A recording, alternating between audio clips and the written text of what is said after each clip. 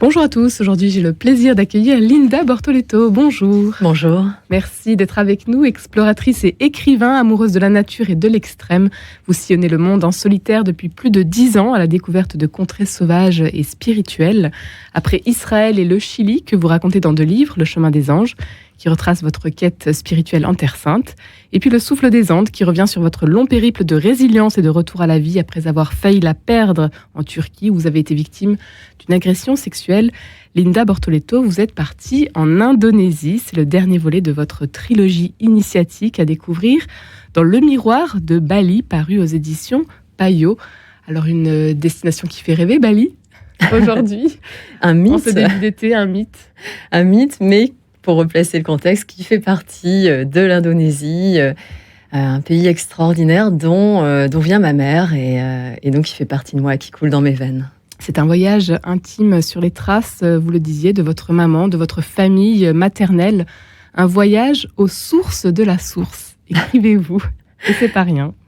Oui, c'est qu'en fait, alors bien sûr, il y a l'aspect extérieur du voyage où j'ai voulu découvrir la terre de ma lignée maternelle, parce qu'il faut savoir que pendant 40 ans, ça m'a mis 40 ans pour ressentir ce désir de découvrir ma lignée maternelle.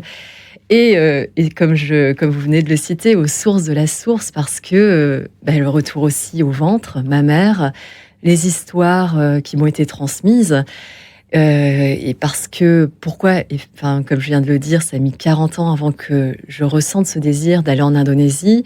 C'est suite à cette agression sexuelle en Turquie, où je me pose des questions sur la transmission, et notamment la transmission des traumas. Et si notamment ce qui m'est arrivé pourrait avoir un lien avec ma lignée maternelle, d'où mon départ en Indonésie. Un départ donc en Indonésie pour une marche notamment de 40 jours à travers Bali, Linda Bortoleto, jusqu'à vos 40 ans environ. Donc vous n'aviez pas eu de lien particulier avec votre maman, c'était plutôt compliqué, il y avait même une rupture, on peut le dire. Complètement, la relation avec ma mère est une relation totalement fracturée. Parce que mes parents ont divorcé quand j'avais 11 ans et mon grand frère et moi, on est restés avec mon père. Et donc, on vivait dans le nord de la France. Ma mère est partie dans le sud et pendant 9 ans, je ne la vois que 3 fois. Donc, il y a eu cette séparation, cette rupture géographique, également émotionnelle, parce que j'avais très peu de contacts à l'époque. Bon, il n'y avait pas tous les médias qu'on peut avoir aujourd'hui, donc le téléphone de temps en temps. Et puis, l'histoire avec mon père était très forte. Donc, c'est vrai que émotionnellement, j'étais beaucoup plus tournée vers mon père que vers ma mère. Et puis après, il y a aussi cette rupture que j'ai ressentie par rapport à mes origines maternelles, mes origines indonésiennes, parce que, étant née en France, ayant grandi en France, j'avais pas envie d'être différente des autres. Cette différence que parfois, de façon très maladroite, on me pointait du doigt dans le village où j'ai grandi. Donc du coup, j'ai complètement rejeté ma lignée maternelle. D'où le fait que ça ait pris beaucoup de temps avant qu'enfin je m'intéresse et in fine, je me réconcilie avec cette part de moi-même. Il y a cette mésaventure donc en Turquie, il y a aussi le décès de votre papa qui vous amène peut-être à vous rapprocher du coup plus de la famille maternelle. Oui, complètement, parce que mon père meurt quand j'ai 27 ans. Alors déjà, ça a été mon déclic par rapport à mon changement de vie, parce qu'auparavant, j'étais officier dans l'armée, donc je me consacre au voyage. Ça a été vraiment ma libération, la mort de mon père. Ça a été finalement le plus beau cadeau qui m'ait fait en partant. Et en ayant perdu un parent, je me rends compte à quel point les histoires sont précieuses et à quel point elles ne sont plus là lorsque la personne meurt. Et même si émotionnellement j'avais moins de lien avec ma mère, c'est là où je me force en fait à lui poser des questions, à m'intéresser à son passé, à sa vie. Donc effectivement, ça a été mon premier point de départ, et le deuxième étant de réaliser la condition de femme en ce monde. Non pas que je ne savais pas que j'étais une femme, mais c'est vrai que dans mon innocence, dans cet état d'esprit où je me disais que tout était possible, mon agression m'a mise face à une réalité qui est effectivement être une femme en ce monde comporte plus de risques, comporte son lot de violence, d'inégalités, d'injustice. Linda Bortoleto, vous êtes partie marcher 40 jours à travers Bali sur les chemins perdus de cette île de taille plutôt modeste, 140 km de long, 80 km de large. Cette île donc du sud de l'Indonésie, située entre les îles de Java et de Lombok. Une île très touristique, une terre sacrée aussi. Alors pour vous, je vais vous citer: comme une louve sillonne son territoire, reniflant la terre de mes pas avant d'y creuser ma tanière. Vous sillonnez donc le pays de vos ancêtres. Qu'est-ce qui se passe? Qu'est-ce que vous découvrez? Qu'est-ce que vous vivez? Alors déjà, la marche, pour moi, c'est très important parce que, comme vous venez de le dire, Bali, une île touristique, mais finalement, comme partout, c'est très facile de sortir des sentiers battus dès qu'on fait plus de 2 ou 3 heures de route. Et en fait, j'ai voulu découvrir un Bali, déjà savoir s'il existait encore un Bali authentique. Et pour moi, la marche, c'est la meilleure façon de le savoir parce que en marchant, je me mets en lien avec la nature, avec les habitants, avec la culture et l'énergie des lieux. Pour moi, c'est vraiment la marche, c'est un dialogue avec la terre, avec le monde, et ressentir à travers mon corps, à travers mes 5 sens, l'énergie des lieux, l'énergie de la terre. Et en plus, là, j'étais sur la terre de mes ancêtres, donc potentiellement me connecter avec mes ancêtres. Et donc cette marche de 40 jours, donc où je suis partie de l'extrême ouest de Bali jusqu'au volcan Agung, qui est le volcan le plus sacré de l'île, pour Rabesaki, jusqu'à un temple le plus sacré de l'île.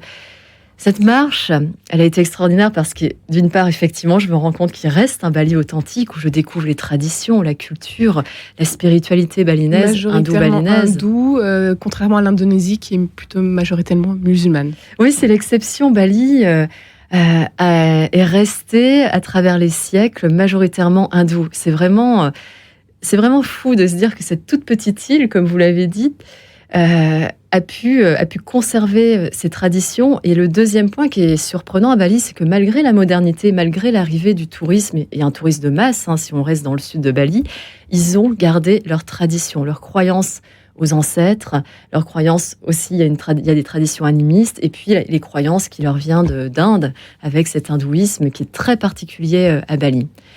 Et donc, je reçois tout ça grâce à la marche, j'apprends de leur spiritualité. Moi, ce qui m'a vraiment marqué quand j'ai traversé Bali, et ce que j'ai beaucoup, beaucoup aimé, parce que je trouve qu'il y a vraiment une disparition, un effacement du sacré, une tendance à l'effacement du sacré en Occident, alors que là-bas, c'est totalement présent, et c'est même...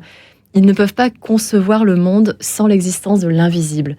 Et c'est ce qu'ils appellent Sekala Niskala, le visible et l'invisible. Il n'y a pas de visible sans invisible, et donc sans esprit, guide, Dieu, divinité, et il n'y a pas d'invisible sans visible. Et en fait, waouh, pour moi, ça a vraiment résonné parce que je trouve qu'en Occident, ça peut devenir difficile de parler de ces choses-là, alors que là-bas, il y a une sorte d'évidence, un partage, je dirais même, du quotidien. Et ce, comme j'ai dit tout à l'heure, malgré le tourisme, malgré une certaine occidentalisation, ça reste extrêmement présent dans leur quotidien, y compris pour les jeunes générations. Ça a été un voyage, on l'a dit, aux sources de la source, donc sur les traces de votre famille maternelle, Linda Bortoleto. Ça n'a pas été toujours facile. Il y a eu des passages même très très compliqués. C'était plutôt des passages en enfer. Je laisse les auditeurs découvrir votre récit dans Le Miroir de Bali. Le Miroir de Bali aujourd'hui, ce titre. Vous parliez de spiritualité. Qu'est-ce que vous souhaitez transmettre à travers ce titre et votre ouvrage aujourd'hui?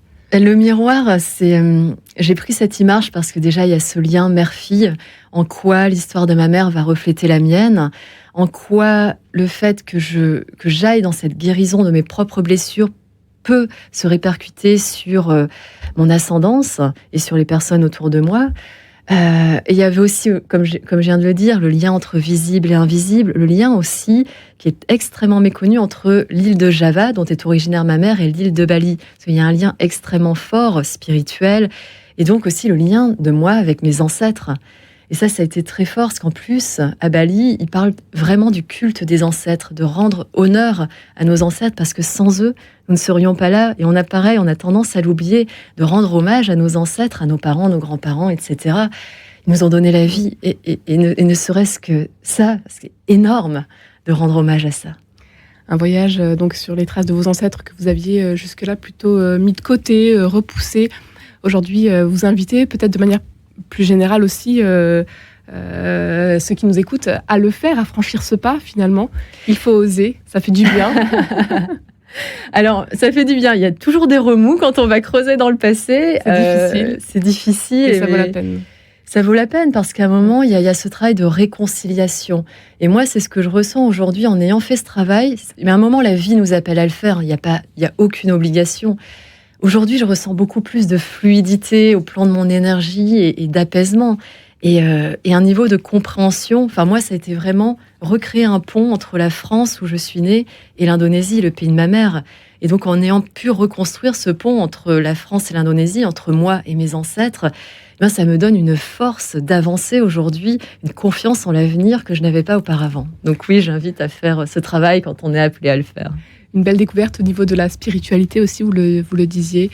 S'il fallait nous parler justement de ce qui se passe donc à Bali et peut-être en Indonésie aussi, de manière plus générale. Alors, Bali, vraiment particulière, puisque c'est la seule île à majorité hindoue aujourd'hui.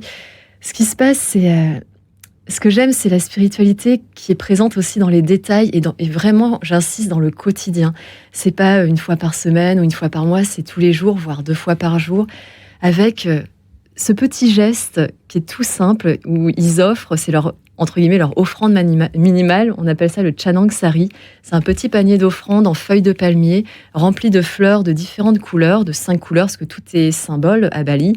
Et en fait, ils vont offrir ça le matin et le soir aux divinités et à leurs ancêtres, avec des bâtons d'encens. Et je trouve que c'est un geste. Les rituels, en fait, c'est tellement important justement pour se relier à l'invisible. Et c'est des gestes du quotidien que, en général, les femmes font, mais aussi les hommes, et qui transmettent ça à leurs enfants. Et c'est d'une beauté, d'une grâce. C'est quelque chose de très simple qui prend 5 minutes à peine, mais en fait qui leur rappelle chaque jour leur lien avec le sacré. Et ça, je trouve ça extrêmement beau. Une belle destination à découvrir pour ceux qui le souhaitent en ce début de l'été. Une destination, donc Bali. Vous donnez quelques conseils de lecture à la fin de votre ouvrage aussi. Un grand merci, Linda Bortoletto, d'avoir été avec nous aujourd'hui. Votre ouvrage, Le miroir de Bali, à découvrir aux éditions Payot. Et on dit Suksma en balinais. Suksma, oui. Merci beaucoup d'avoir été avec nous aujourd'hui. Merci, qui exprime une profonde gratitude. Exactement. En indonésien. C'est le merci de gratitude balinais, Suksma. Un grand merci d'avoir été avec nous aujourd'hui, Linda Bortoletto.